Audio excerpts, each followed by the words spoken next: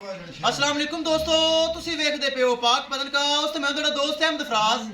दोस्तों सब तो पहले रिक्वेस्ट है चैनल को सब्सक्राइब कर लो, फेसबुक वाले बरावीर बहुत अच्छे पेज ਨੂੰ फॉलो कर लो। किसी बरावीर ਨੂੰ जानवर चाहिए होवे बाएतमाद और भरोसे ਨਾਲ परचेज कर सकता है। रेड फ्रीज नवच्छी वाली माशाल्लाह चेक करो, लगाई सी चैनल ते फटाफट माशाल्लाह सेल हुई, जिवें कि पहले पाक पतनकाउस ते जानवर सेल होंदे।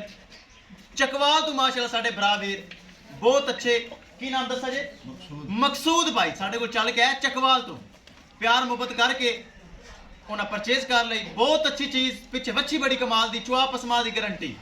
अल्लाह ताला सोना रब मालका ने नसीब करे। गड्डी लग चुकी, गड्डी नंबर एक एक चीज करो क्लियर, बल्कि थोड़ी गलबात कर लेने। की हाल चाल है सर? ठीक हो? सब तो पहले सर मकसूद भाई ये दसो तुम साडा डाटा कढ़ के आए हो साडे इलाके विचों, साडे बारे दोनों लोगों की दस्या बंदा किस है? अच्छे लोग ने, अच्छे लोग हो तुसी।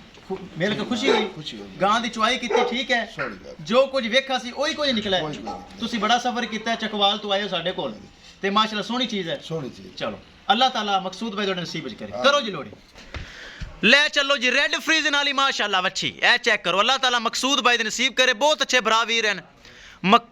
मकसूद भाई चकवाल तो चल के आया है और परचेज की।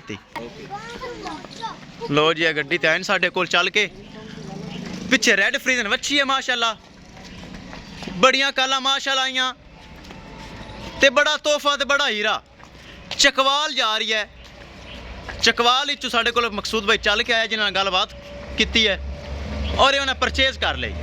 अल्लाह ताला सोना रब मालका दे नसीब करे। लो जी लो जी सलाम सेठ सलाम।